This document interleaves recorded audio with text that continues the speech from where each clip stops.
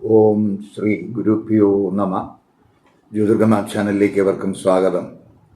ഇന്ന് ഞാൻ ചർച്ച ചെയ്യുന്നത് 2024 മെയ് 19 ശുക്രൻ സ്വക്ഷേത്രമായ ഇടവൻ രാശിയിലേക്ക് രാശി മാറുന്നു. ശുക്രൻ ഇടവൻ രാശിയിലേക്ക് രാശി മാറുന്നതും ശുക്രൻ്റെ മൗഢ്യസ്ഥിതി എങ്ങനെ ഓരോ കൂറുകാരെയും ലഗ്നക്കാരെയും സ്വാധീനിക്കും എന്നുള്ളതിനെ പറ്റിയാണ് ഈ വീഡിയോയിൽ മേടം, ഇടവം, മിഥുനം, കർക്കിടക കുറുവാർക്കും ലഗ്നക്കാർക്കും ശുക്രൻ്റെ രാശിമാറ്റവും മൗഢ്യസ്ഥിതിയും എങ്ങനെ സ്വാധീനിക്കും എന്നുള്ളതാണ് ചർച്ച ചെയ്യുന്നത്.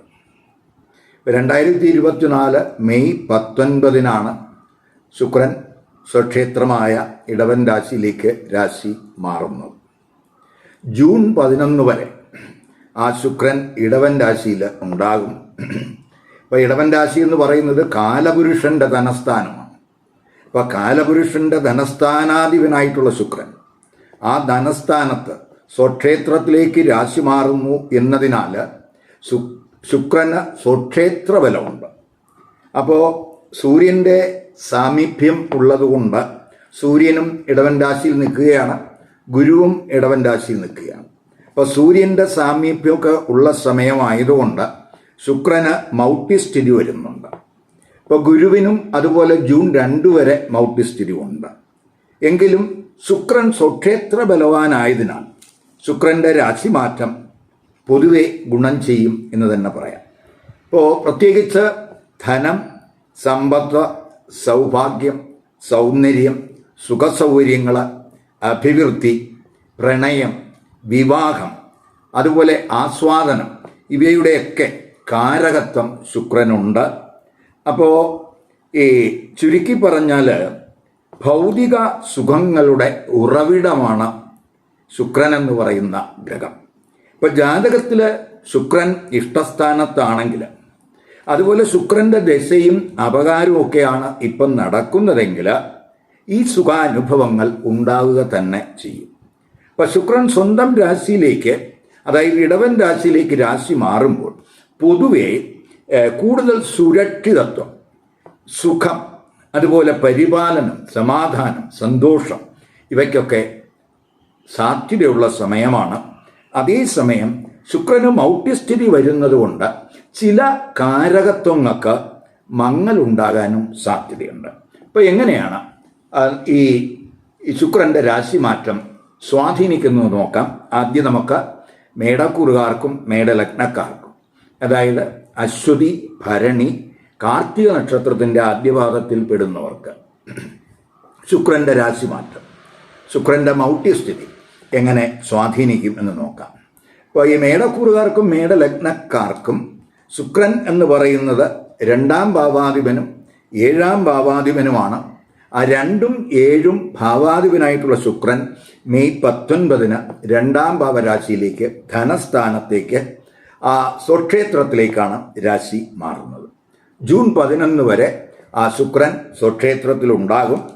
5ാം ഭാവാധിപനായിട്ടുള്ള സൂര്യൻ, അതുപോലെ ഭാഗ്യഭാവാധിപനായിട്ടുള്ള ഗുരു, ഇവയൊക്കെ തന്നെ ആ ധനസ്ഥാനത്ത് ഉണ്ട്.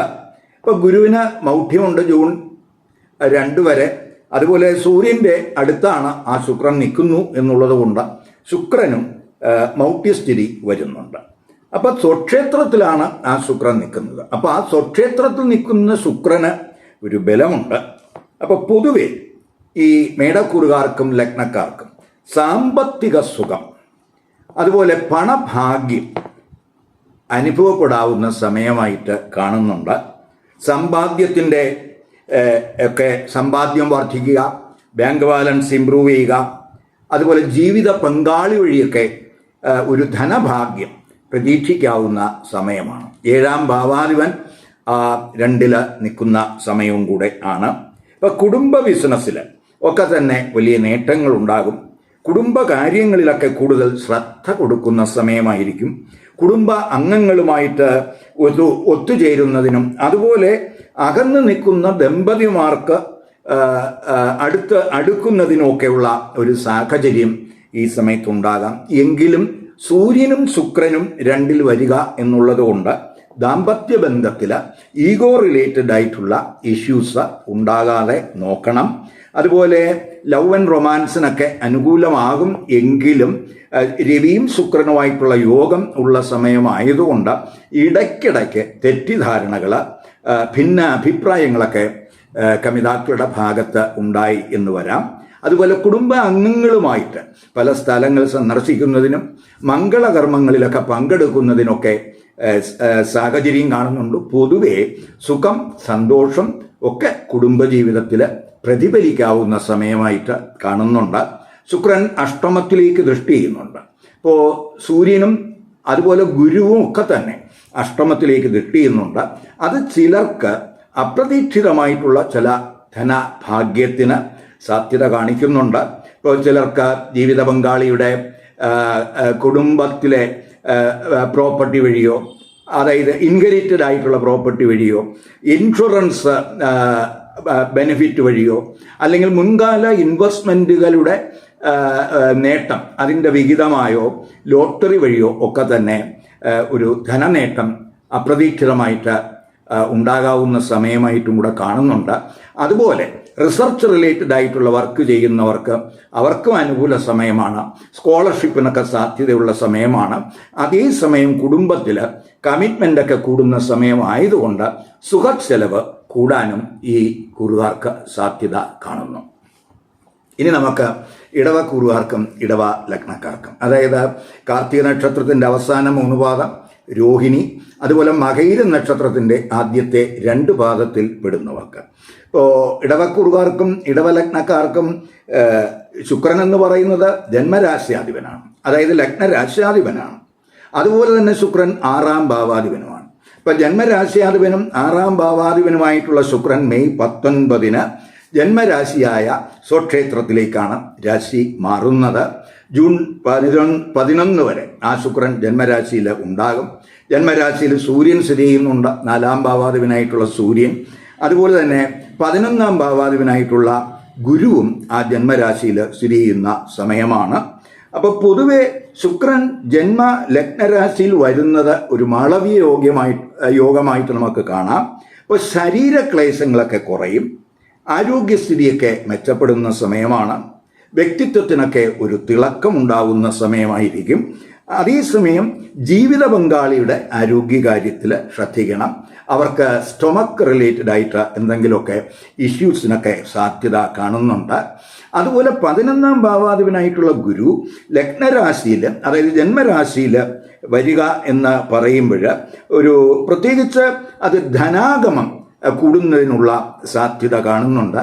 ക്യാഷ് ഫ്ലോ കൂടും, സുഖം, സന്തോഷമൊക്കെ ഉണ്ടാകാനും സാധ്യതയുണ്ട്. ചിലർക്ക് വീട് നവീകരിക്കുന്നതിനോ അല്ലെങ്കിൽ പുതിയ വീട് വാങ്ങുന്നതിനോ ഒക്കെയുള്ള സുഖസൗകര്യങ്ങൾ മെച്ചപ്പെടുത്തുന്നതിനോ ഒക്കെയുള്ള ഒരു ശ്രമം ഈ സമയത്ത് ഉണ്ടായെന്ന് വരാം. അതുപോലെ ചിലരുടെ ഹിഡൻ ടാലൻസ് അത് പുറത്തു വരുന്ന സമയമാണ്.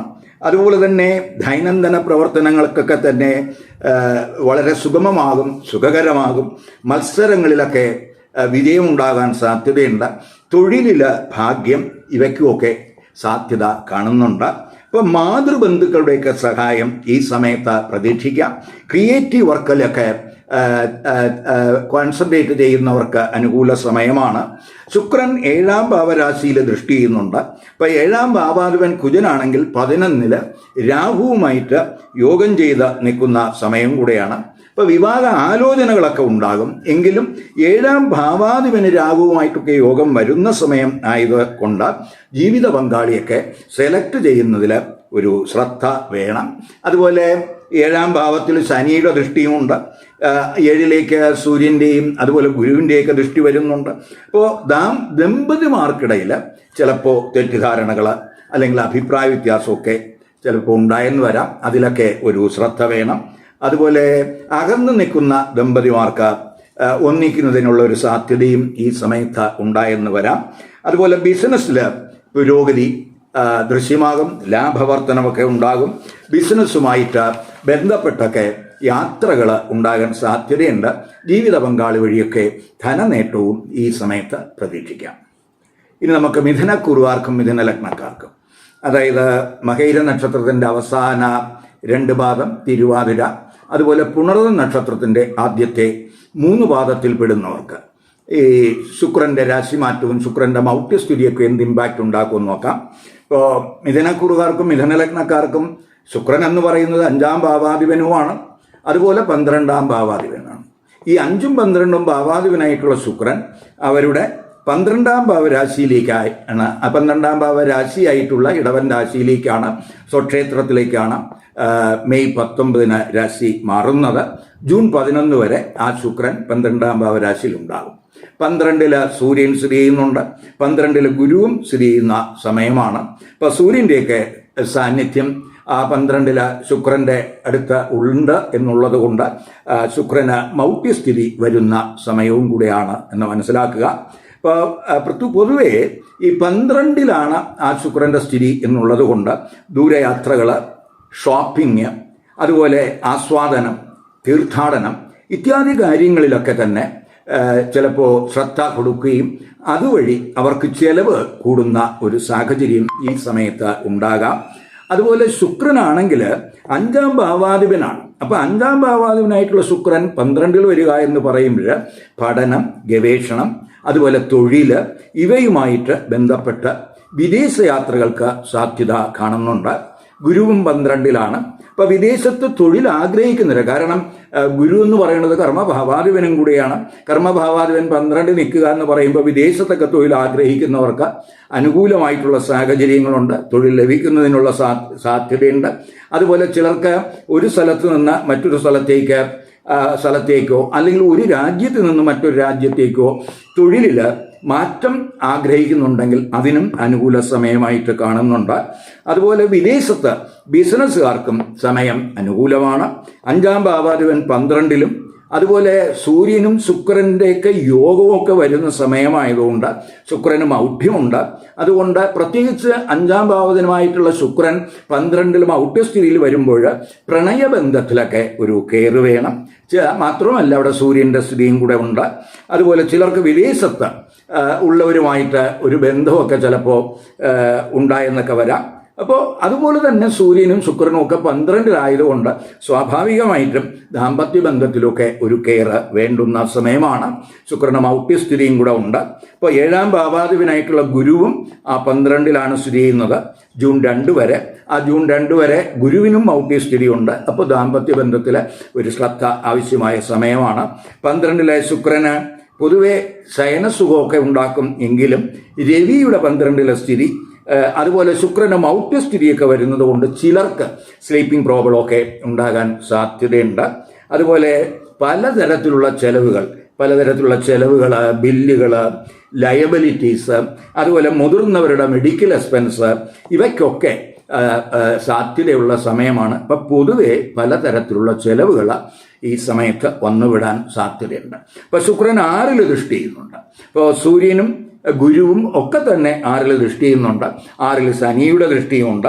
അപ്പോൾ ഈ ശത്രുക്കളുടെയൊക്കെ ഉപദ്രവം കുറയും. പരീക്ഷകളിലും മത്സരങ്ങളിലും ഒക്കെ തന്നെ വിജയമൊക്കെ ഉണ്ടാകാവുന്ന സമയമാണ്. അതുപോലെ ദൈനംദിന പ്രവർത്തനങ്ങളൊക്കെ സുഗമമാകും. തൊഴിലിടത്ത് എന്തെങ്കിലും പ്രശ്നങ്ങൾ നിലവിലുണ്ടെങ്കിൽ അത്തരം പ്രശ്നങ്ങളൊക്കെ പരിഹരിക്കുന്നതിന് ആ ശുക്രൻ്റെയും അതുപോലെ ഗുരുവിൻ്റെയൊക്കെ 6-ലെ ദൃഷ്ടി വഴിതെളിക്കും. വായ്പകൾ കൂടുതൽ ആശ്രയിക്കുന്നത് ഈ സമയത്ത് ഒഴിവാക്കുക. അതുപോലെ വ്യവഹാരങ്ങളിലൊക്കെ അനുകൂലമായിട്ടുള്ള ഒരു സാഹചര്യം കാണുന്നുണ്ട്. ഇനി നമുക്ക് കർക്കിടക കൂറുകാർക്കും കർക്കിടക ലഗ്നക്കാർക്കും, അതായത് പുണർ നക്ഷത്രത്തിൻ്റെ അവസാന പാദത്തിൽപ്പെടുന്നവർ പൂയം, ആയില്യം നക്ഷത്രക്കാർ. ഇപ്പോൾ കർക്കിടക കൂറുകാർക്കും കർക്കിടക ലഗ്നക്കാർക്കും ശുക്രൻ എന്ന് പറയുന്നത് 4ഉം 11ഉം ഭാവാധിപനാണ്. 4ഉം 11ഉം ഭാവാധിപനായിട്ടുള്ള ശുക്രൻ മെയ് 19-ന് 11-ാം ഭാവമായ സ്വക്ഷേത്രത്തിലേക്കാണ്, 11-ാം ഭാവ രാശിയായ സ്വക്ഷേത്രത്തിലേക്കാണ് രാശി മാറുന്നത്. ജൂൺ 11 വരെ ആ ശുക്രൻ 11-ൽ തന്നെ ഉണ്ടാകും. 11-ൽ ധനഭാവാധിപനായിട്ടുള്ള സൂര്യൻ നിൽക്കുന്നുണ്ട്. അതുപോലെ ഭാഗ്യഭാവാധിപനായിട്ടുള്ള ഗുരുവും 11 നിൽക്കുന്ന സമയമാണ്. ഗുരുവിന് ജൂൺ 2 വരെ മൗഢ്യസ്ഥിതി ഉണ്ട്. സൂര്യൻ്റെ സാന്നിധ്യം കൊണ്ട് ശുക്രനും 11-ൽ മൗഢ്യസ്ഥിതി വരുന്നുണ്ട്. എങ്കിലും 11-ാം ഭാവാധിപൻ 11-ൽ, അത് സ്വക്ഷേത്രത്തിൽ നിൽക്കുക എന്ന് പറയുമ്പോൾ അത് ഭാഗ്യ പല സോഴ്സുകളിൽ നിന്ന് വരുമാനം ഉണ്ടാകുന്നതിന്, ധനനേട്ടത്തിന് സാധ്യതയുള്ള സമയമാണ്. പ്രത്യേകിച്ച് 11ാം ഭാവം എന്ന് പറയുന്നത് തന്നെ ഇച്ഛാപൂർത്തി സ്ഥാനമാണ്. അപ്പോൾ ഈ കുറുകാരുടെ ചില ആഗ്രഹങ്ങളെങ്കിലും ഈ സമയത്ത് നടക്കാൻ സാധ്യതയുണ്ട്. അതുപോലെ സൗഹൃദങ്ങളൊക്കെ ഇംപ്രൂവ് ചെയ്യുന്ന സമയമാണ്. സാമൂഹ്യ ബന്ധങ്ങളൊക്കെ മെച്ചപ്പെടുന്ന സമയമാണ്. അതുവഴിയൊക്കെ നേട്ടങ്ങൾ ഉണ്ടാകും. ഉന്നതരായിട്ടുള്ള വ്യക്തികളെ ചിലപ്പോൾ കണ്ടുമുട്ടുന്നതിനും അത്തരത്തിലുള്ള അവരുടെ കണ്ടുമുട്ടലുകൾ ഭാവിയിൽ അവർക്ക് ഗുണം ചെയ്യുന്നതിനൊക്കെ സാധ്യതയുണ്ട്.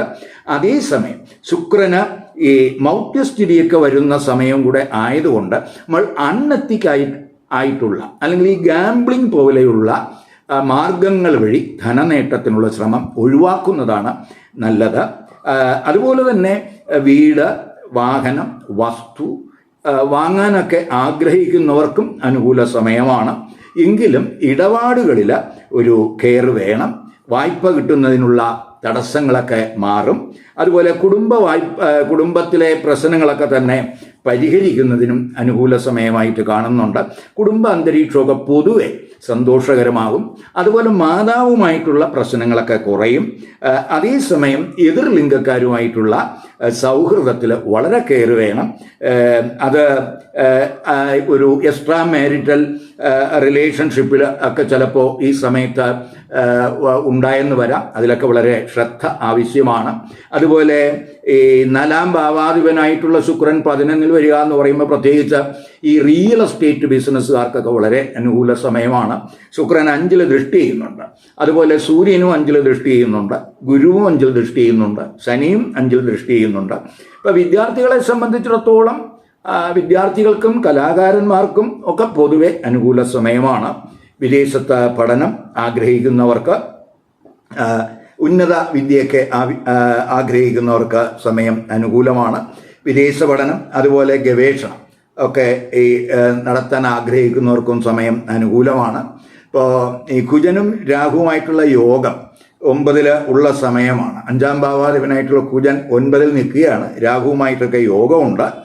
അപ്പോൾ നമ്മൾ വിദേശത്തൊക്കെ പോകാൻ ആഗ്രഹിക്കുന്നവരെ സംബന്ധിച്ചിടത്തോളം അവർ ബന്ധപ്പെടുന്ന ഏജൻസികൾ, ആ ഏജൻസിയെ സെലക്ട് ചെയ്യുന്നതിലൊക്കെ ഒരു ശ്രദ്ധ വേണം.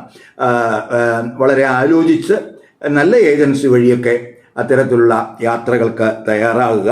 അതുപോലെ സ്പോർട്സ്, ഗെയിംസ് ഇവയുമായിട്ട് ബന്ധപ്പെട്ട് പ്രവർത്തിക്കുന്നവർക്കൊക്കെ തന്നെ ഭാഗ്യ അനുഭവം ഉണ്ടാകുന്ന സമയമാണ്. സ്പെക്കുലേറ്റീവ് ബിസിനസ്, അതുപോലെ ഷെയർ മാർക്കറ്റ് ഇവയുമായിട്ട് ബന്ധപ്പെട്ട് പ്രവർത്തിക്കുന്നവർക്ക് അപ്രതീക്ഷിതമായിട്ടുള്ള നേട്ടം ഈ സമയത്തുണ്ടാകും. ഹിഡൻ ടാലൻസ് ഒക്കെ പുറത്തു വരുന്ന സമയമാണ്. സന്താനങ്ങളൊക്കെ കൊണ്ടൊക്കെ ഈ സമയത്ത് ഗുണം പ്രതീക്ഷിക്കാം. ഈ വീഡിയോ ഇഷ്ടപ്പെട്ടുവെങ്കിൽ ലൈക്ക് ചെയ്യുക, ഷെയർ ചെയ്യുക. അതുപോലെ സബ്സ്ക്രൈബ് ചെയ്യാത്തവർ സബ്സ്ക്രൈബ് ചെയ്ത് കാണുക. മറ്റൊരു പുതിയ വിഷയവുമായി അടുത്ത വീഡിയോയിൽ കാണാം. നമസ്കാരം.